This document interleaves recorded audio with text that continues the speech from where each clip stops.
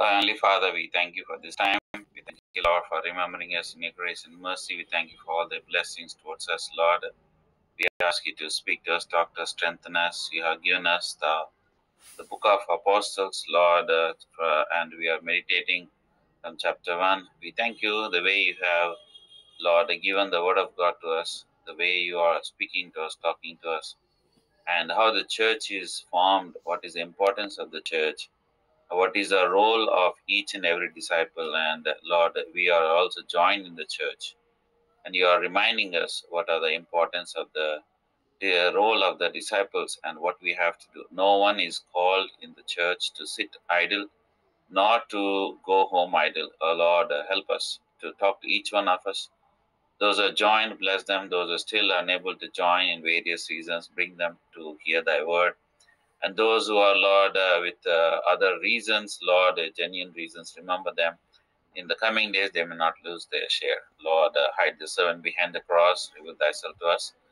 Lord, anoint the servant, the fresh anointing of the Holy Spirit. Speak to each one of us. No one should go empty from here.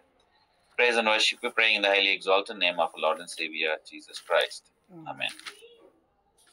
మనం ఇప్పటి వరకు అపోస్తల కార్యం మొదటి అధ్యాయం లో 14 వచనాల వరకు చూస్తున్నాం. లాస్ట్ వీక్ మనం ఏక మనసుతో వాళ్ళు ప్రార్థన చేసినారు అని మనం చూస్తున్నాం. అయితే పరిశుద్ధాత్మ ఇయ్యబడును అనేసి ప్రభు చెప్తున్నాడు, కానీ ఇప్పటి వరకు పరిశుద్ధాత్మ ఇయ్యలేదు. ఆ కారణం ఏంటి? ఫస్ట్ వాళ్ళని అందరినీ ఒక దగ్గర తీసుకొచ్చినాడు ప్రభు. తీసుకొచ్చి మెల్లమెల్లగా ఒక సంఘం, ఒక దర్శనం అనేది చూపిస్తున్నాడు. ఇందులో స్త్రీలను యాడ్ చేసినాడు. తర్వాత ఏక మనసుతో వాళ్ళు ప్రార్థన చేయలేదు ఇంతకు ముందు, కానీ ఇప్పుడు వాళ్ళు ఏక మనసుతో ప్రార్థన చేయడానికి దేవుడు ప్రేరేపిస్తున్నాడు, ఎంకరేజ్ చేస్తున్నాడు. సో వాళ్ళందరూ వచ్చినప్పుడు తర్వాత ఇంకా ఇయ్యలేదు, పరిశుద్ధాత్మ దేవుడు ఇంకా రాలేదు. కారణం ఉన్నది. అది ఏం కారణమో చూద్దాం. 15వ వచనం నుంచి ఈరోజు చదువుదాం. 22 వచనాల వరకు చదువుదాం. ఎంత వరకు మనం పోగలితే అంతవరకు వెళ్దాం. నేను ఇంగ్లీష్ లో చదువుతాను. Peter stands before the apostles and states that a duty must be performed. తెలుగులో, ఆ కాలమందు ఇంచుమించు 120 మంది సహోదరులు కూడి ఉండి పేతురు వారిని మధ్య నిలిచి ఇట్లా నేను. And in those days, Peter stood up in the midst of the disciples. The number of the names altogether were about 120, and said, verse 16, Men and brethren, it was necessary that this scripture be fulfilled, which the Holy Ghost by the mouth of the David spoke before concerning Judas, who was the guide to those who took Jesus. For he was numbered with us and has ordained a part of this ministry. Now this man purchased a field with the reward of iniquity, and falling headlong, he burst as thunder in the middle, and all his balls gushed out. And it was known unto all the dwellers at Jerusalem, in so much that the field is called the proper tongue Akeldama, that is to say, the field of blood. For it is written in the book of Psalms, Let his habitation be desolate, and let no man dwell therein, and his bishopric let another take.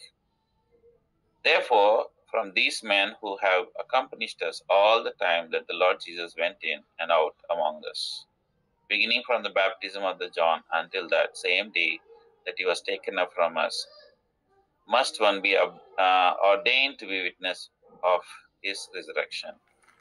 And they appointed two, Joseph called Barsabas, who was surnamed Justus, and Matthias. So, ఇక్కడ 15 నుంచి 23 వరకు చదివినాక ఏముందంటే, ఇక్కడ పేతురు ఇప్పుడు ఇప్పటి వరకు పేతురు నిలబడలేదు, ఇప్పుడు పేతురు నిలబడుతున్నాడు. యేసు ప్రభుతో ఆయన సంచరించేటప్పుడు, యేసు ప్రభుతో పరిచర్య చేసేటప్పుడు యేసు ప్రభు ఎప్పుడు పేతురు గురించి చెప్పేటాడు, నువ్వు ఒక లీడర్, నేను ఎంచుకుంటున్నాను, నువ్వు ఏం చేయాలి, లీడ్ చేయాలి. అయితే నువ్వు లీడ్ చేయకుండా యోహాను సువార్త 21 అధ్యాయంలో నువ్వు లీడ్ చేస్తున్నావు వేరే విధంగా. ఏ విధంగా లీడ్ చేస్తున్నావు? అందరు శిష్యుల్ని మళ్ళీ లోకానికి తీసుకెళ్ళినావు, అందరూ మళ్ళీ చేపలు పట్టడానికి తీసుకెళ్ళినావు. అది దానికి కాదా నేను పిలిచింది, దానికి కాదు కదా. అందుకు మళ్ళీ ప్రభు ఆయనకు ప్రత్యక్షమై, నేను మిమ్మల్ని నా గొర్రెలు, నా ఒక షీప్ ని మీరు తీసుకురావాలని దాని గురించి నేను ఎంచుకున్నాను అనేసి ప్రభు అప్పుడు పేతుని స్పష్టంగా మాట్లాడినాడు. అప్పుడు పేతురికి అర్థమై, ఇప్పుడు ఎప్పుడైతే వాళ్ళంతా ఏక మనసుతో ప్రార్థన చేసినా అప్పుడు పేతురు గ్రహించినాడు, నాకు ఉన్న కాలింగ్ మళ్ళీ లోకానికి కాదు, ఇక్కడున్న వాళ్ళు అంటే మనుషులే చేపలు, వీళ్ళని పట్టాలి, వీళ్ళని నడిపించాలి, ఈ దేవుని గొర్రెపిల్లలు, దేవుని యొక్క మంద, వీళ్ళని నేను పోషించాలి, వీళ్ళని నేను చూసుకోవాలి. ఇప్పుడు ఆయన రైట్ దారిలో ఉన్నాడు. అయితే ఇక్కడ 14వ వచనంలో నిలబడి, ఎక్కడ నిలబడి, 120 మంది 120 పీపుల్ డిసైపుల్స్ ఉన్నారు. అంతకుముందు శిష్యులు మేడగదిలో గ్యాదర్ అయినప్పుడు 12 మంది, ఒకసారి 11 మంది, అయితే రెండోసారి 11 మంది, ఇంకోసారి 10 మంది. అయితే ఈసారి ఇక్కడ గ్యాదర్ అయినప్పుడు 120 మంది, అంటే ఈ యొక్క 11 అపోస్తలు కాక 120 మంది. ఎంత పెద్ద నంబర్ అది. దేవునికి లోబడితే దేవుడు ఏం చేస్తాడు, ఆ కొద్దిని ఆశీర్వదిస్తాడు. 10 మంది లేదా 11 మంది 120 మంది ప్లస్ 11 అంటే 131 పీపుల్ అయిపోయినారు. ఎంత పెద్ద ఆశీర్వాదం ఇది. అందుకే అనేక సార్లు సేవకులు చెప్పేది మాట ఏంటంటే, దేవునికి లోబడండి, దేవునికి లోబడండి. మీ యొక్క సంఖ్యని చూసి మీరు ముందుకు పోవద్దు. దేవునికి లోబడితే దేవుడు చూసుకుంటాడు కార్యం. ఇక్కడ పేతురు 120 మంది ముందు నిలబడి ఏం చేస్తున్నాడు, మాట్లాడుతున్నాడు. ఏం మాట్లాడుతున్నాడు, 16వ వచనంలో ఏముంది, ఏం మాట్లాడు, సహోదరులారా, యేసును పట్టుకొని వారి త్రోవ చూపిన యూదాను గూర్చి పరిశుద్ధ దావీదు ద్వారా పూర్వము పలికిన లేఖనం నెరవేరవలసి ఉండెనను. ఇప్పుడు పేతురు నేను చేపలు పట్టడానికి పోతున్నా అని చెప్తలేడు. పేతురు స్కూల్ పోలేదు, కాలేజీకి పోలేదు, థియాలజీ తెలీదు, లేఖనాలు ఎక్కువ ఏమి తెలీదు. అయితే మొట్టమొదటిసారి పేతురు ఏం మాట్లాడుతున్నాడు, లేఖనం మాట్లాడుతున్నాడు. ఏమని మాట్లాడు, పరిశుద్ధ దావీదు ద్వారా పూర్వం పలికిన లేఖనము. వెరీ క్లియర్ గా మాట్లాడుతున్నాడు, లేఖనము, స్క్రిప్చర్. ఫస్ట్ లోబడట, రెండోది విధేయంగా ఏక మనసు ప్రార్థన చేస్తే ఏమొస్తుందంట, వాక్యం ఫలిస్తుందంట. ఇప్పుడు పేతురు నోట్ల ఏముంది, వాక్యం ఉన్నది. గెత్సెమనీ తోటలో పేతురు నోట్ల ఏముండే, వీళ్ళు ఎట్లా వస్తారు, మనం కత్తి తీసుకొని మనం వీళ్ళని పొడుస్తాం, వీళ్ళని నరుకుతాం ఆయన మాటలు. ఇంకోసారి వీళ్ళెవరు మనల్ని చేర్చుకుంటలేరు, మనం వీళ్ళకు ప్రార్థన చేసి మొత్తం ధ్వంసం చేద్దాం. ఆయన ఏ మాటలు, అప్పుడున్న మాటలు ఏంటి, వీడు ఇంటలేడు, వీళ్ళు ఇచ్చేసే, ఈయన ఒక ఫరిసీయుడు, ఈయనతో మనకేంటి, ఎప్పుడు చూడు ఇవే మాటలు. ఎప్పుడన్నా పేతురు నోట్ల లేఖనము గురించి బైబిల్లో ఈ అపోస్తల కార్యం 1వ అధ్యాయం కన్నా ముందు ఉన్నదా, లేదు. ఎప్పుడు చూడు డౌట్. పడవలో ఉన్నప్పుడు ఏమన్నాడు యేసు ప్రభుతోటి, నేను నడవగలుగుతానా, ఎందుకు ఇలాగుంది. ఎప్పుడు చూడు ఆయన మాటలు ఏంటి, లోకానుసారంగా మాటలు. మొట్టమొదటిసారి ఆయన నోటిలో దేవుని వాక్యం, లేఖనం. గుర్తుపెట్టుకోండి, ఒక విశ్వాసి, ఒక స్పిరిచువల్ పర్సన్ అంటే ఎట్లా తెలుస్తుంది అంటే, ఈ 3 విషయాలు, ప్రార్థన, ఏక మనసుతో ఉండడం, తర్వాత 3వది లేఖనం. ఈ 3 విషయాలు ఆ ఒక వ్యక్తిలో, సిస్టరే గాని బ్రదరే గాని లేదో వాళ్ళు లోకానుసారక వ్యక్తి. మీరు ఖచ్చితంగా ఇది జ్ఞాప పెట్టుకోవాలి. దీన్ని ఫాలో కండి. మీరు ఎవరైనా సరే కలిసినప్పుడు ఈయన స్పిరిచువల్ మ్యానా, ఈయన ఒక యేసుప్రభు శిష్యుడా కాదా అన్న తెలుసుకోవాలంటే ఈ 3 ఉన్నాయా లేవా? కొట్లాటలకు వస్తున్నాడా, చెడ్డ మాటలు మాట్లాడుతున్నాడా, లేకపోతే ఎట్లా అనేసి డౌట్ విషయాలు మాట్లాడుతున్నాడా, అవి మాట్లాడుతున్నాడా, లేఖనం మాట్లాడుతున్నాడా, ప్రార్థన చేస్తున్నాడా, ఏక మనసుతో కలిసి మనం చేస్తామని అంటున్నారా, అది గుర్తుపెట్టుకోండి. తర్వాత ఇప్పుడు ఈయన ఏం మాట్లాడిండు? లేఖనం మాట్లాడింది. ఏం లేఖనం మాట్లాడిండు? పూర్వము దావీదు ద్వారా, పూర్వము దావీదు ద్వారా. ఏం దావీదు ద్వారా ఏమున్నది అంటే, ఈయన కీర్తన 41 అధ్యాయం 19వ వచనం మాట్లాడుతున్నాడు. ఏం మాట్లాడుతున్నాడు అంటే, ఈ సంగతి యెరూషలేములో కాపురమున్న వారందరికీ తెలియవచ్చును గనుక వారి భాషలో ఆ పొలము అకోదము అనబడి దాని రక్త భూమి అనే అర్థము ఇందుకు ప్రమాణముగా. ఎవరన్నా తెలుగులో చదవండి. సామ్స్ కీర్తన 41:9. చాలా ఏం లేదు నేను తెలుగులో చదివి, బట్ ఐఎమ్ ట్రైంగ్.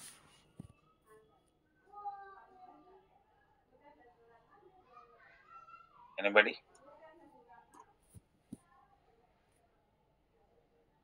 కీర్తన 41:9. నేను నమ్ముకొనిన నా విహితుడు నా ఇంట భోజనము చేసిన వాడు నన్ను తన్నుటకై తన మడిమెనెత్తెను. సో ఇక్కడ పేతురు లేఖనంలో ఏం మాట్లాడుతున్నాడంటే, ఇప్పుడు మనం ఉన్న పరిస్థితి ఇదేంటి, యాక్సిడెంట్ గా కాదు, ఇది దేవుని ఒక ప్రణాళిక. ఎందుకు అంటే ఇక్కడ పేతురు 16వ అధ్యాయంలో జూడా ఇస్కరియోతు గురించి మాట్లాడుతున్నాడు. జూడా ఇస్కరియోతు ఏం చేస్తున్నాడు? జూడా ఇస్కరియోతు అమ్మేస్తున్నాడు, బిట్రైడ్. ఎవరిని బిట్రే చేస్తున్నాడు? యేసు ప్రభుని, తన యజమానుడు ఎవరు? అందరికీ అపోస్తలుని అందరినీ గ్యాదర్ చేసిన యజమానుడు ఎవరు? Lord, capital L small ORD అంటే అదోనాయ్. వీళ్ళందరికీ కర్త, వీళ్ళందరికీ యజమానుడు, టీచర్, గురువు, మాస్టర్. ఈయనని ఏం చేస్తున్నాడు? బిట్రే చేస్తున్నాడు. ఎవరన్నా మాస్టర్ ని బిట్రే చేస్తే వాళ్ళు ఎంత ఘోరమైన పాపం ఉంటది. కానీ ఆల్రెడీ ఈయన గురించి రాసింది అదే ఆయన చెప్తున్నాడు, మీరేమీ దుఃఖపడదు అంటే. అందరూ కుంగిపోయి ఉన్నారు. మనం ఇక్కడ గ్యాదర్ అయి ఉన్నాం, మనలో ఉన్న ఒక వ్యక్తియే ఆయన ప్రభుని మోసం చేసినాడు. మనం ఇక్కడ ఉండడానికి కారణం, మనం అందరం కలిసి చెల్లా చెదర అయిపోయి ఉన్న కారణం మనలో ఉన్నవాడే. పేతురు ధైర్యపరుస్తున్నాడు, లేఖనం మాట్లాడుతున్నాడు, లేఖనం ద్వారా ధైర్యపరుస్తున్నాడు. మత్తయి 26:47 నుంచి 50 వరకు అక్కడ ఎట్లా ప్రభువుని ఆయన మోసపరుస్తాడో రాయబడింది. తర్వాత రెండో స్థలంలో మత్తయి 27:3లో ఏ విధంగా ఆయన మోసపరుస్తాడు అది కూడా రాయబడింది. ఏముంది? అప్పుడు ఆయన అప్పగించిన యూదా ఆయనకు శిక్షా విధింపబడగా చూచి పశ్చాత్తపడి ఆ 30 వెండి నాణములు ప్రధాన యాజకుల యొద్దకు పెద్దల యొద్దకును మరలా తెచ్చి 30 సిల్వర్ కాయిన్స్ తోటి ప్రభుని అమ్మేసి ఆయనతో ఆయన చూసుకున్నాడు. కానీ గ్రహించి పశ్చాత్తాపడి నేను చేసిన తప్పు ఇది అని మళ్ళీ పెద్దల దగ్గర తీసుకొచ్చి దాన్ని అప్పగించినప్పుడు వాళ్ళు ఏమన్నారు? పెద్దలు, మీరు ఇచ్చిన దాని ప్రకారమే నీకు ఇచ్చిన నువ్వే చేసుకోమన్నా అనేసి. మాథ్యూ 27:5 అతడు ఆ వెండి నాణములు దేవాలయంలో పారివేసిపోయి ఉరి పెట్టుకొనేను. ఏం పెట్టుకున్నాడు? ఉరి పెట్టుకున్నాడు. Hang himself. ఎక్కడ? శాంక్చురీలో, ఫ్లోర్ ఆఫ్ ద శాంక్చురీ, అక్కడ పాడేసి వెళ్ళిపోయినాడు. సో ఇదంతా పేతురు మాట్లాడుతున్నాడు. ఏమని? ఇది మామూలుగా కాదు, ఇది ఆల్రెడీ లేఖనంలో ఉన్నది. దాన్ని బట్టే యూదా ఆయన చేసినాడు. అంటే యూదా చేసింది యాక్సిడెంటల్ కాదు, ఇది ఆల్రెడీ దీని గురించి రాయబడి ఉంది. వర్స్ 18 లో, now this man purchased a field. ఇప్పుడు ఏం చేసినారు? ఒక పొలం కొన్నారు. ఏం పొలం కొన్నారు? ఆ యూదా ద్రోహము వలన సంపాదించిన రుకమునిచ్చి యొక్క పొలము కొనేను. ఇది కూడా ఓల్డ్ టెస్టిమెంట్ లింక్ ఉంది. ఓల్డ్ టెస్టిమెంట్ లింక్ అక్కడ రాయబడి ఉంది. ఎవరన్నా చనిపోతే వాళ్ళని తీసుకురా అంటే ఈ పొలంలో ఎవరన్నా వచ్చిన ఆర్ఫన్స్ కానీ లేకపోతే స్ట్రేంజర్స్ కానీ వాళ్ళకి ఎక్కడ స్థలం లేని వాళ్ళకి ఈ పొలంలో వాళ్ళు బరి చేసుకోవచ్చు. ప్రభు మళ్ళీ అక్కడ మాట్లాడుతున్న మాట ఏంటంటే, మీరు అలసపడిన వాళ్ళు లేకపోతే బాధగా ఉన్నవారు, దుఃఖపడిన ఎవరైనా సరే నా దగ్గరికి రండి, నేను మీకు స్థలాన్ని ఇస్తున్నాను. Matthew 11:28-30 కూడా అదే అంటున్నాడు. Come on to me all you that heavy burden, come to me and I will give you rest. So పేతురు వీళ్ళందరికీ చెప్తున్నాయంటే ఇది లేఖనానుసార ప్రకారం ఇది జరిగింది. సో మీరేమి తొందరపడద్దు, కవలపడకూడదు, మీరేం కుంగిపోకూడదు. Verse 19, and it was known unto all the dwellers at Jerusalem in so much that field is called in the proper tongue Akeldama, the field of blood. రక్తంతో కొన్నబడిన పొలము ఏముంది? రుక్కములిచ్చి యొక్క పొలము కొనెను, రక్తంతో కొన్న పొలం. తర్వాత verse 20 లో, for it is written in the book of Psalms, let his habitation be desolate and let no man dwell therein, and his bishopric let another take. ఇక్కడ మళ్ళీ లేఖనం మళ్ళీ చూపిస్తున్నాడు. ఇక్కడ లేఖనం ఏమిటి అంటే కీర్తనలు 69:25, వారి పల్లెము పొడవును గాక, వారి గుడారములలో ఎవడును ఉండకపోవును గాక. బ్రదర్ మీరు చదవండి తెలుగులో. Psalm 69:25.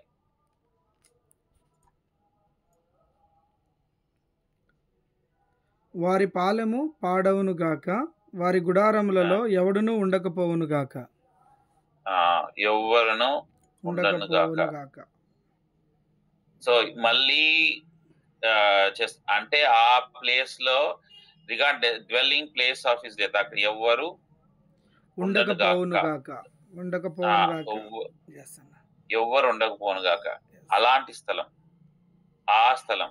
మళ్ళీ ఇక్కడ ఇంకొక లేఖనం కూడా ఆయన రిఫర్స్ చేస్తున్నారు. Psalm 109:8, వాని జీవిత దినములు కొద్దిగా గావును గాక, వాని ఉద్యోగమును వేరొకడు తీసుకొను గాక. అంటే ఎవరైతే బిట్రే చేస్తున్నాడు యూదా గురించి, ఆ యూదా ఎక్కడైనా సరే ఉండడానికి స్థలం లేదు. ఏ స్థలం కూడా ఆయన కూర్చోవడానికి స్థలం లేదు. ఆయన స్థలం ఇంకోరు తీసుకొని గాక.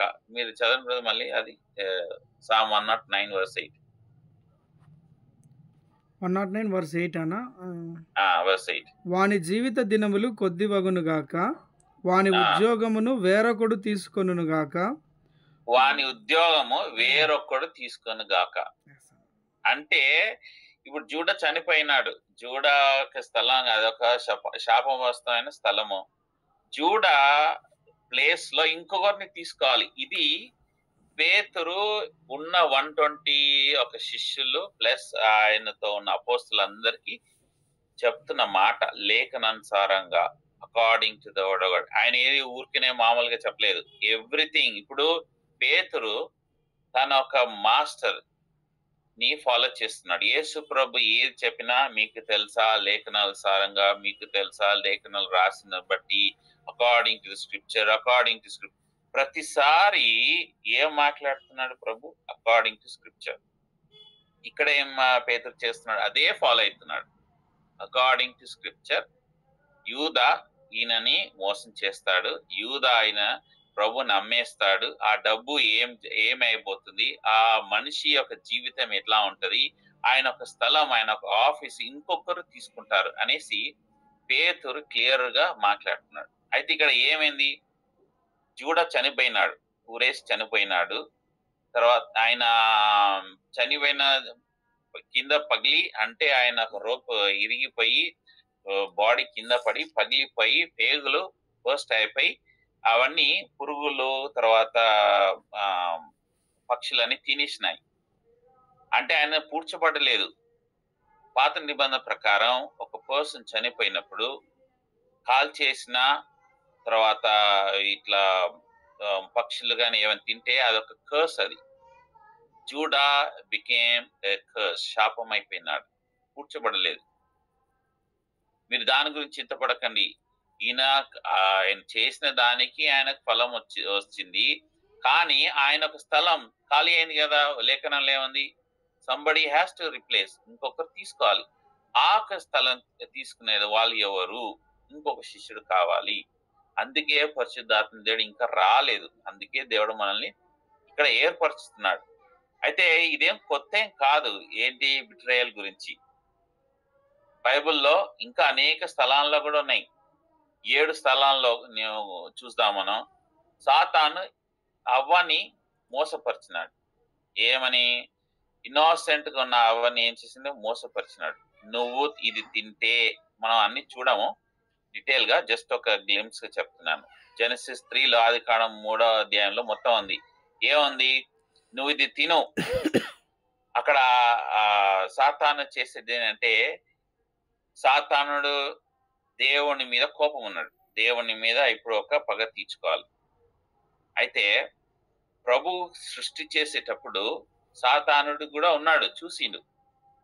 సృష్టి అంతా అయిపోయినాక సాతాను హృదయంలో ఒక దుష్ట భావం వచ్చింది, ఇదంతా నాకు కావాలి అని. అప్పుడు ప్రభు ఆయన త్రోసిపడేసినాడు. త్రోసిపడి ఈ యొక్క భూమి మీద పడినాడు.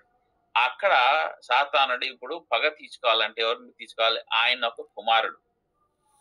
కుమారుడు ఈయన ఒంటరిగా ఉన్నప్పుడు ఆడమ్, బైబిల్ ఏమన్నా, is a son of God అని ఉంది. అంటే ఆయన మీద పగ తీర్చుకుంటే ప్రభు మీద ఆయన గాడ్ మీద తీర్చుకున్నట్టు అని అనుకొని ఆయన చేసిండు. ఈయన వీళ్ళ దగ్గర వచ్చేసి మాట్లాడుతున్నాడు. చూడండి, సాతానుడు ఆదికాండం 3వ అధ్యాయంలో ఎప్పుడు వచ్చినాడు? ఎవరి దగ్గర వచ్చినాడు? అవ్వ దగ్గర వచ్చినాడు. అవ్వకి యజమానుడు ఎవరు అంటే తన భర్త, హస్బెండ్. ఆదాంకి యజమానుడు ఎవరు అంటే గాడ్ లేనప్పుడు, ఆదాం లేనప్పుడు అవ్వని దగ్గర వచ్చినాడు. ఎందుకంటే అంత సృష్టి అంతా చేసిన తర్వాత దేవుడు ఆదాం పిలిచి పేర్లు పెట్టమన్నాడు. పేర్లన్నీ పెట్టిన అంత బాగుంది. కానీ లేఖనాలు ఏముందంటే హీ వాజ్ అలోన్ అని ఉంది. అప్పుడు ప్రభు ఏం చేసిండు? ఆయన ఒక హెల్పర్ ఈయనకు ఉండాలి ఒక అనేసి అవ్వను సృష్టించినప్పుడు అప్పుడు ఆదాం పాట పాడుతున్నాడు. She's my bone of my bone, flesh of flesh అనేసి పాట పాడుతూ ఎంతో ఆనందంగా ఉన్నాడు.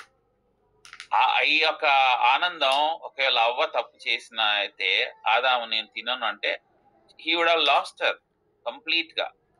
అందుకే సాతాను చేసి ఎవరు వీక్ ఉన్నారో ఆ వీక్ పర్సన్ దగ్గర వచ్చేసి అథారిటీని ధృవీకరించి నువ్వు తింటే నువ్వు దేవునిలాగా అవుతావు.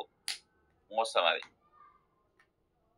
ఎప్పుడైతే మనం అథారిటీ కింద ఉండమో అప్పుడే సాతానుడు వస్తాడు. సిస్టర్స్ గుర్తుపెట్టుకోండి, మీ ఇంట్లో అథారిటీ ఎవరంటే మీ హస్బెండ్ చెప్పకుండా మీరు ఏదన్నా చేస్తే సాతాను రెడీగా ఉంటాడు. ఎక్కడ ఉంటాడు తెలుసా? ఇంటి బయటనే, ఎక్కడో కాదు, ఇంటి బయటనే రెడీగా ఉంటాడు.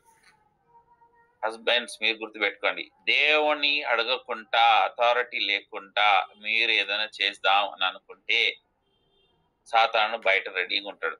అది ఏ పనైనా సరే, దేవుని అథారిటీ అడగకుండా మనం ఏ చేసినా సాతాను రెడీగా ఉంటాడు. సో డెసిషన్ మీది. ఇక్కడ సాతానుడు ఎంత తప్పో అవ్వదు కూడా అంతే తప్పు, ఆదాము కూడా అంతే తప్పు. సో గుర్తుపెట్టుకోండి, మన ఇంట్లో సాతానుకి స్థానం ఇస్తున్నామా లేకపోతే దేవునికి స్థానం ఇస్తున్నాం మీరే ఆలోచన చేయండి. That is first. Second thing, ఆదికాండం 4వ అధ్యాయం 1-12లో కెయిన్ ఏబుల్ని బిట్రే చేసినాడు. సొంత అన్న ఎవరిని బిట్రే చేసినాడు, మోసపరిచినాడు? తమ్ముణ్ణి. ఎందుకు అంటే కయీను తీసుకొచ్చిన ఒక సాక్రిఫైస్ కర్స్డ్ ల్యాండ్, శపించబడిన భూమి నుంచి తీసుకొచ్చినాడు. ఏబేల్ ఏమో గొర్రెపిల్ల, ఆయన ఏమి శపించిన స్థలం నుంచి తీసుకురాలేదు. ఇద్దరు సాక్రిఫైస్ చేసినారు. దేవుడేమో కెయిన్ని తృణీకరించినాడు, అది శాపగ్రస్తమైనది. రెండోది, కెయిన్ యొక్క హృదయం సరిగా లేదు. ఏబుల్ ఏమో ఆయన యేసు ప్రభు గురించి ఆయన గుర్రపిల్ల ఒక సాదృశ్యంగా చూపిస్తున్నాడు, దీన మనసుతో ఇచ్చినాడు. కాబట్టి ఏబెల్ది దేవుడు అంగీకరించినాడు, కానీ కెయిన్ని దేవుడు తృణీకరించినాడు. అప్పుడు కెయిన్ చేయాల్సిన పని ఏంటి? ఇప్పుడు ఆయనకి ఈర్ష్య ఉంది. అరే, నా తమ్ముడు, నేను వానికి నేర్పించినన్ని వాడిది ప్రార్థన దేవుడు ఆలకించిన, వాని బలి దేవుడు ఆలకించి, నాది ఎందుకు ఆలకించలేదు అని చెప్పి లోపల ఇప్పుడు స్టార్ట్ అయింది ప్లాన్ ఫుల్లు. ఈర్ష్య, జెలసీ. దీంతో ఇవంతా పాపానికి ఉన్న ఒక క్వాలిటీస్. పాపం ఎప్పుడైనా వస్తే పాపం ఫలం తీసుకురాకుండా ఉండదు. అంటే when there is a sin is being forming, the fruit will come. ఫలం వస్తుంది, ఆ సిన్ నుంచి ఫలం వస్తుంది. సో ఈ యొక్క ఫలం ఏంటి అంటే హత్య. మొట్టమొదటి భూమి మీద హత్య. అన్న తమ్ముడిని చంపినాడు. ఏ విధంగా? మంచి మాటలతో. అరే, మనం పొలంలో వెళ్దాం. మేబీ ఆదాం అవే చూసిండొచ్చు, అరే వీళ్ళలో మధ్యలో ఏదో గొడవ ఉంది, సరిగ్గా ఉండలేరు అనేసి చెప్పిండొచ్చు, ఎక్కడ పోకు మాకు చెప్పకుండా అనేసి. కానీ అన్న పిలుస్తున్నాడు, అరే మనం పొలంలో పోదాం, ఆడుకుందాం, పోదాం, చేద్దాం, ఏదో చెప్పిండొచ్చు. మంచి మాటలతో చెప్పి తీసుకెళ్లి హత్య చేసినాడు సొంత అన్న తమ్ముని. మనం ఈ రోజుల్లో ఎంతమంది సొంత అన్నదమ్ములని మాటలతో హత్య చేస్తున్నాం, ఈర్ష్యతో. ఏం లేదు, నా దగ్గర లేనిది ఆయన దగ్గర ఉంది. దేవుడు నా ప్రార్థన ఆలకిస్తున్నాడు, ఆయన ప్రార్థన ఆలకిస్తున్నాడు. ఈర్ష్యతో ఏం చేస్తున్నాం? ఎంతైనా సరే ధ్వంసం చేద్దాం. ఇది సంఘంలో కానీ ఇంట్లో కానీ ఎక్కడైనా ఇదే జరుగుతుంది. సంఘాల్లో ప్రాబ్లం ఎందుకంటే సేమ్ ఇదే. అరే, ఆయన నాకన్నా బాగా బోధిస్తున్నాడు, నాకన్నా మంచిగా ప్రార్థన చేస్తున్నాడు, నాకన్నా బాగా సేవ చేస్తున్నాడు. ఇంట్లో అరే వాడు బాగున్నాడు, వాడు బాగా చూడు ఎట్లా తిరుగుతున్నాడు, దేవుడు ప్రేయర్ యాక్సెప్ట్ చేస్తున్నాడు, ఎట్లా ఇదిగున్నాడు, నేనెందుకు ఇలాగున్నాను? కెయిన్ ఇక్కడ చేయాల్సిన పని ఏంటి? ఆయన పశ్చాత్తాపడి మళ్ళీ వెళ్ళి ప్రభు దగ్గర, ప్రభు నేను ఏ విధంగా తీసుకురావాలి బలి నువ్వు ఎట్లా యాక్సెప్ట్ చేస్తావు అడుగుంటే మేబీ దేవుడు చూపించేవాడేమో. కానీ ఇక్కడ కెయిన్ ఆ విధంగా చేయలేదు.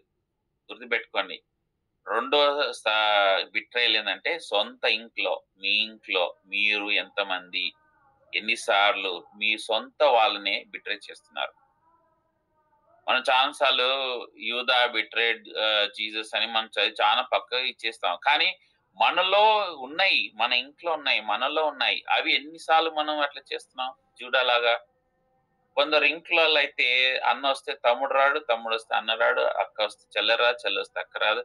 ఒకవేళ వచ్చినా కూడా ఒకరొకరు చూసుకోరు, ఒకరు మాట్లాడారు, మొక్కలు ఇది ఉంటాయి. ఇదే విధంగా సంఘాల్లో కూడా బీ కేర్ఫుల్. ఎందుకంటే ఎప్పుడైతే ఇవి వస్తాయో నువ్వు ఒంటరిగా లేవు, సాతానుడు నీతో ఉన్నాడు. నువ్వు చేసే కార్యాలు ఏంటి? హత్య. సాతానుడు మొట్టమొదటి హత్య చేసిన ఏంటి? ఆదాము అవ్వని దేవుని నుంచి దూరంగా తీసేసినాడు, శారీరక హత్య తీసుకొచ్చినాడు. రెండో హత్య కెయిన్ సొంత అన్న తమ్ముడిని చంపినాడు. అదే విధంగా మీ ఇంట్లో, మీ గృహాల్లో, మీ సంఘాల్లో హత్యలు ఎన్నో జరుగుతున్నాయి. అందుకే సంఘం అభివృద్ధి అయితలేదు, సమాధానం లేదు, సంతోషం లేదు. మూడవది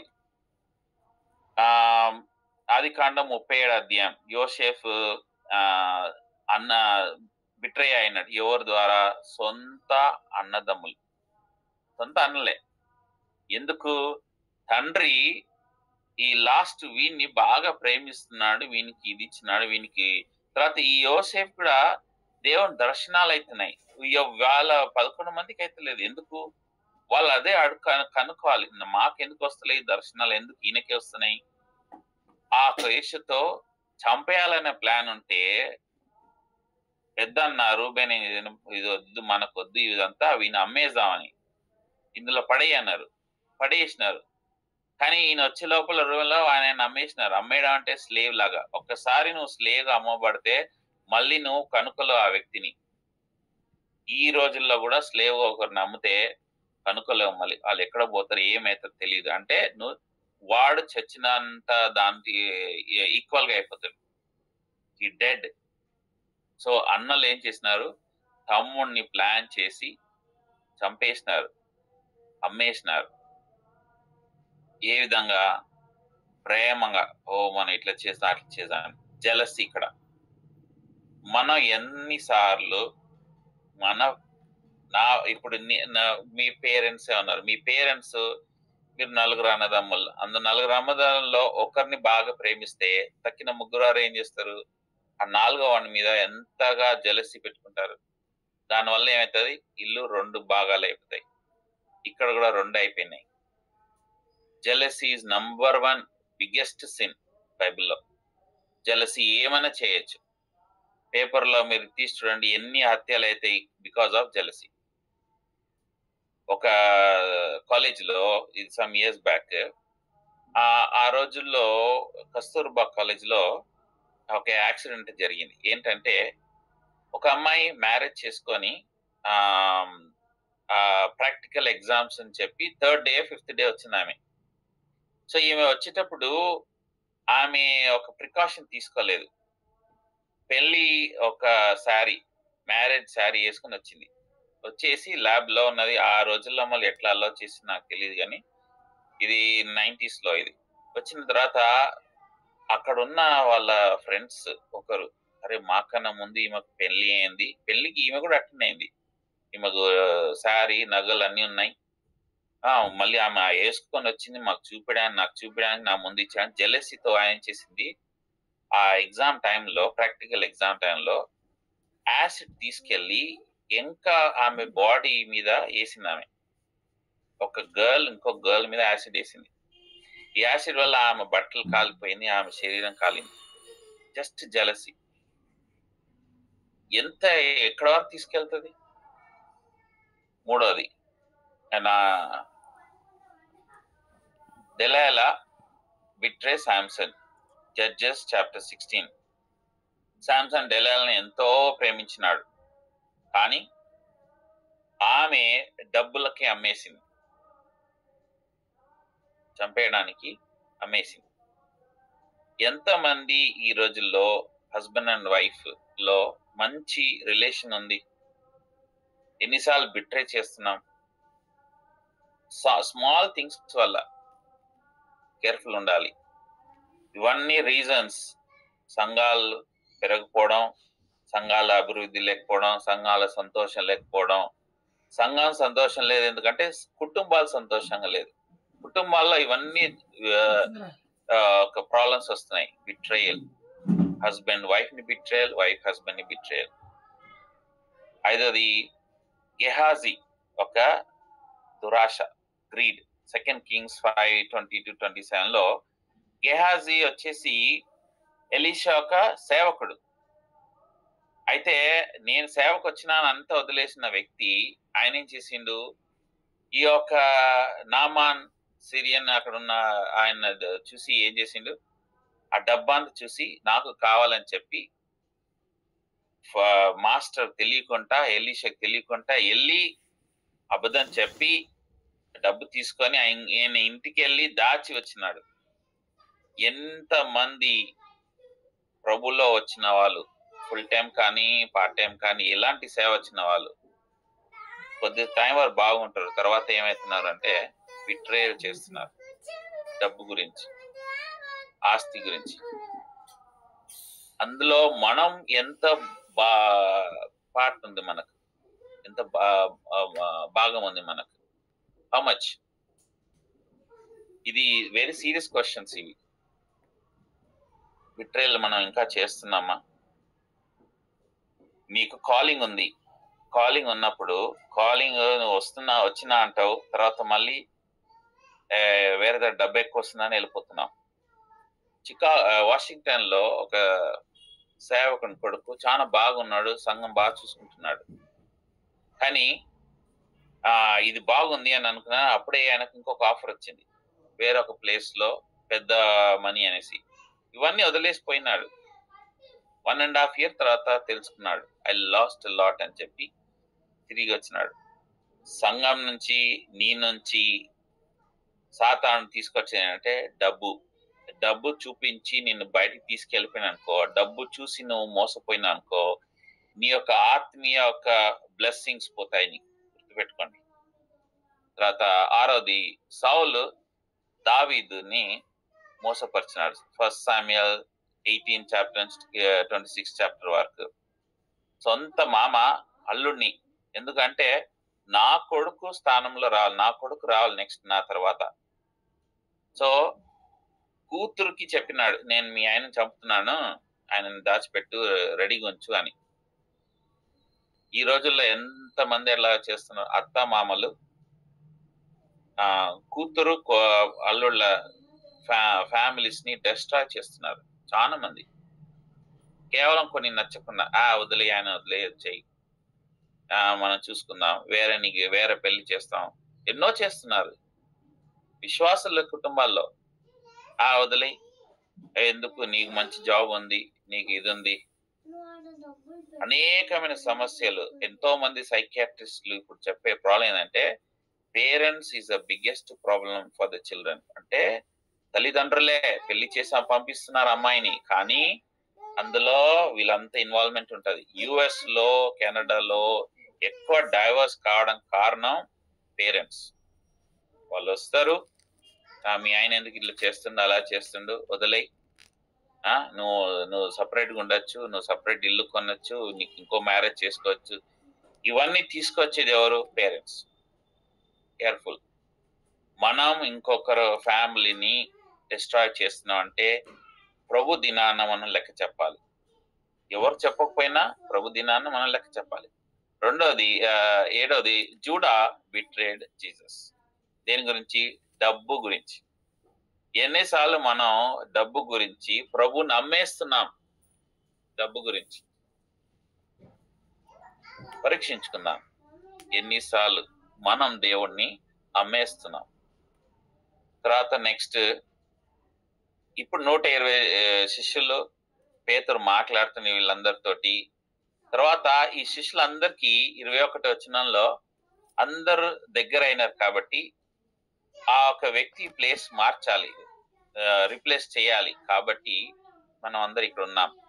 Verse 21, wherefore of these men who have accompanied with us all the time that the Lord Jesus went in out among us, beginning from the baptism of John on to that same day that he was taken up from us, must one be ordained to be a witness with us of his resurrection. అంటే ఇప్పుడు మనం ఎంచుకోవాలి ఇంకొక వ్యక్తిని.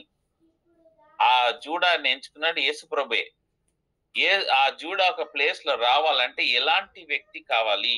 మనం ఇప్పుడు ప్రభు అయితే మనతో లేడు, అయితే ఆయన రిప్లేస్మెంట్ చేయడానికి కావాల్సిన ఒక వ్యక్తి. అందుకే పేతురు ఇక్కడ క్లియర్ గా మాట్లాడుతున్నాడు. ఏంటి? 21-22లో ఆ స్థలంలో రిప్లేస్ చేయాలి. 22వ వచనం తెలుగులో చదువుతాం. ఆయన మన మధ్య సంచరించుచుండిన కాలమంతయు మనతో కలిసిన వీరిలో ఒకడు, మనతో కూడా ఆయన పునరుద్ధాత్మను గూర్చి సాక్ష్యం ఉండుట అవకాశమని చెప్పాను, అవశ్యమని చెప్పాను. అంటే ఒకరు మనలో ఉండాలంటే ఏం చేయాలంటే ఒకరిని ఎంచుకోవాలి. దాని క్వాలిఫికేషన్ ఏంటి అంటే క్లియర్ గా ఉంది. He should be witness with us, అంటే మనతో సాక్షిగా ఉండాలి. యేసు ప్రభు ఒక రిజరక్షన్ మీద సాక్షిగా ఉండాలి. అంటే కొత్తగా వ్యక్తిని మనం ఎంచుకోవడం కాదు, మనతో ఇంతకాలం తిరిగిన అంటే 12 అపోస్తలు కాక ఇంకా వేరే శిష్యులు కూడా యేసు ప్రభుతో ఉన్నారు. కానీ ఎప్పుడు లేఖనాల్లో మాట్లాడేటప్పుడు ఈ అపోస్తలు శిష్యులు అని అన్నారు కదా, శిష్యులు ఉన్నారంటే ఈ 12 మంది కాదు, ఇంకా వేరే శిష్యులు కూడా ఆయనతో ఉన్నారు.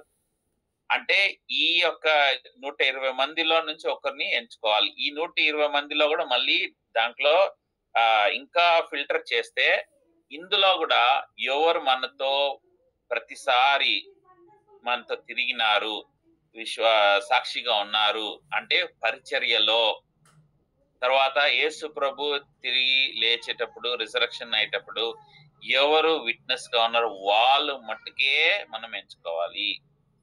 అంటే యేసు ప్రభుతో తిరిగినప్పుడు వాళ్ళు ఏం నేర్చుకోవాలి? వాక్యం నేర్చుకోవాలి.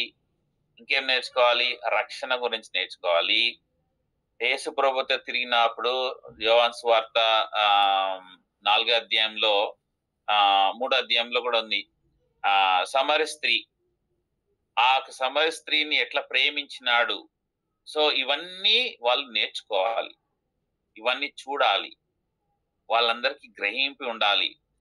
బైబిల్ గురించి విశ్వాసం ఉండాలి, విశ్వాసం తర్వాత సొంత విశ్వాసం ఉండాలి, రక్షణ ఉండాలి. ఇవన్నీ ఉంటేనే మనం వాళ్ళని ఎంచుకోగలుగుతాం. ఇది క్వాలిఫికేషన్ కదా, ఇది క్వాలిఫికేషన్. సో వర్స్ 22లో ఆర్డైన్ గురించింది. ఇక్కడ చూస్తున్న ఒక వర్డ్ ఏంటది? ఆర్డైన్. ఆర్డైన్ అంటే ఏంటి? ఆర్డైన్ అంటే ఏంటి?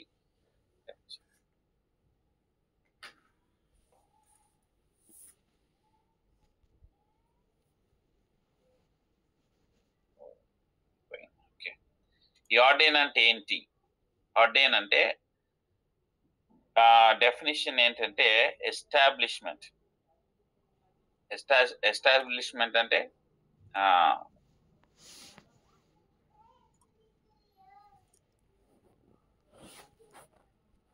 స్థాపించడం అన్న. ఎస్టాబ్లిష్మెంట్ ఇక్కడ ఉన్నది డెఫినిషన్ ఉన్నది. అపాయింట్, ఎస్టాబ్లిష్, స్థాపించడం. ఇన్వెస్ట్ సమ్వన్ విత్ అథారిటీ అంటే ఏదో ఇన్వెస్ట్ చేయడం అథారిటీతో, ఒక రోల్ అంటే ఒక పని అప్పగించడం. అంటే ఆర్డైన్ అంటే ఈజీగా ఏదో తీసుకొని, ఈ మధ్య కొన్ని సంఘాల్లో ఆర్డైన్ అంటే ఏదో ఒక ఫంక్షన్ లాగా పెట్టేసి వి ఆర్డైనింగ్ హిమ్ నౌ అనేసి, అది కాదు. స్థాపించడం. ఎవరు స్థాపించాలి? యేసు ప్రభువే స్థాపించాలి. అథారిటీతో ఇన్వెస్ట్ చేయాలి. అండ్ దానికి క్వాలిఫికేషన్ ఏంటంటే సాక్ష్యం ఉండాలి. ఏ సాక్ష్యం? ప్రభుతో తిరిగిన అప్పుడు ఉండాలి, ప్రభు లేచినది దాన్ని చూడాలి, విశ్వసించాలి. ఈ దినాల్లో మనం ఏం చేస్తున్నాం అంటే, ఎవరన్నా వచ్చిన వ్యక్తి నేను ప్రభుని నమ్మినాను, నాకు ఈ యొక్క డిగ్రీ ఉంది, లేకపోతే ఏదన్నా ఇమీడియట్ గా మనం పరిచర్యలు తీసుకుంటున్నాం. That is wrong. మనం చూడాలి ఫస్ట్. ఈజీ ఆర్డైన్ అంటే ఈయన విట్నెస్ గా ఉంటుందా లేదా. అనేక మంది 4 గోడల మధ్యలో బోధించడానికి రెడీగా ఉంటారు, కానీ బయట బోధించడానికి ఎవరు రారు. అదే రియల్ అయిన సాక్ష్యం. ఇక్కడ కూడా కెనడాలో కూడా అదే చేస్తారు చాలా మంది. 4 గోడల్లో ఎంతో గట్టిగా అరిచి మాట్లాడి చెప్పడం ఎంతో ఉంటది, కానీ ఈ బయట వచ్చి రోడ్డు మీద వచ్చి మనం సాక్ష్యం చెప్దాం, మనం సువార్త చేద్దాం అంటే రారు. అది చాలా బాధాకరమైన విషయం. అలాంటి వాళ్ళని మనం ఎక్కువగా ఎంకరేజ్ చేస్తాం.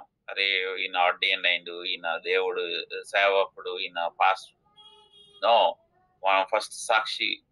బయట ఆయన స్వార్థ చెప్తుందా లేదా. రెండోది, ఈయన ఎంత బైబుల్ గా నమ్ముతున్నాడా.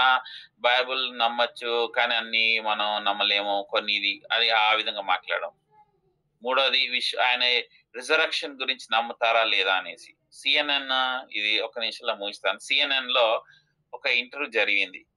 12 మంది పాస్టర్లు ఉన్నారు. ఇది ఇంటర్వ్యూ చేసే లారీ కింగ్. 11 మంది అందరు ముందు ఆయన ఏం చేసిందంటే, పెద్ద పెద్ద బోధకులు వీళ్ళంతా ఏం చేసిందంటే, ఇఫ్ ద లార్డ్ కమ్స్, ప్రభు వస్తే మీలో ఇంతమందిలో మీరు లేవబడతారా? Are you going to go with the God? Are you ready? ప్రభు వస్తే నువ్వు ఆయనతో వెళ్ళడానికి అని ఒక్కొక్క పాస్టర్ ని అడుగుతుంది. I you ready? క్వశ్చన్ వేసిన తర్వాత ఆన్సర్ అడుగుతుంది, ఐ యు రెడీ అని. 11 మంది ఏం ఆన్సర్ ఇస్తున్నారంటే, లేదు నాకు మినిస్ట్రీ ఉంది, నాకు లోన్స్ ఉన్నాయి, నాకు నా పిల్లల పెళ్లి చేయాలి. ఒక్కొక్కరు ఒక్కొక్క ఆన్సర్ ఇస్తున్నారు. అందరూ ఏంటో no we're not ready. 12th person ఆయన ఏమన్నా అంటే ఐఎమ్ రెడీ అన్నాడు. వీళ్ళు బోధకులు, వీళ్ళకు టీవీ ఛానల్స్ ఉన్నాయి, ఎంతో పెద్ద సంఘాలు ఉన్నాయి. ఈ బోధకుల్లో 11 మంది రెడీ లేరు. ఇది ఈ రోజు ఉన్న current situation. If you don't believe resurrection, నువ్వు రిజరక్షన్ గురించి నమ్మలేదు, ప్రభు వస్తున్నాడని నువ్వు నమ్మలేదు అనుకో, you are not disciple of Jesus Christ. అలాంటి వాళ్ళని మనం వాడుకోవడం వేస్ట్. సో ఈ రోజు ఏం నేర్చుకున్నామంటే బిట్రేయల్లో ఈ 7 పీపుల్ మనం చూసినాం. ఈ యొక్క 7 పీపుల్లో 7 రకాలమైన బిట్రేయల్ మనం పరీక్షించుకుందాం. మనం కూడా ఎన్నిసార్లు ఈ 7 ఉన్నాయా, 7లో ఒకటని ఉందా, దేవుని దగ్గర తీసుకెళ్దాం, దేవుణ్ణి ప్రార్థన చేద్దాం, ప్రభువా నా ఇందులోంచి నన్ను తీసేయి, ఇది తీసేంత వరకు నేను నీకు పరిచర్య చేయలేను, నీ గురించి నేను మాట్లాడలేను అని మనం దేవుని దగ్గర వెళ్ళి అడుగుదాం, ప్రార్థన చేద్దాం. Until that is gone forgive. ఇప్పుడు ఒకవేళ తమ్ముడే కానీ చెల్లె కానీ ఎవరైనా సరే you are betrayed, you are not sorry, genuine గా సారీ అడిగి హగ్ చేసుకో. I'm telling you that is the greatest healing. వాళ్ళు నీ గురించి వెయిట్ చేస్తున్నారు. ఒక సిస్టర్ బహామస్ లో ఇంకొక సిస్టర్, చర్చ్ సిస్టర్ మాట్లాడుకుంటా 10 years అయిపోయింది, ప్రాబ్లం అయ్యి 10 years అయింది. తర్వాత ఒక షాప్ లో కలిసింది, ఒక మాల్లో.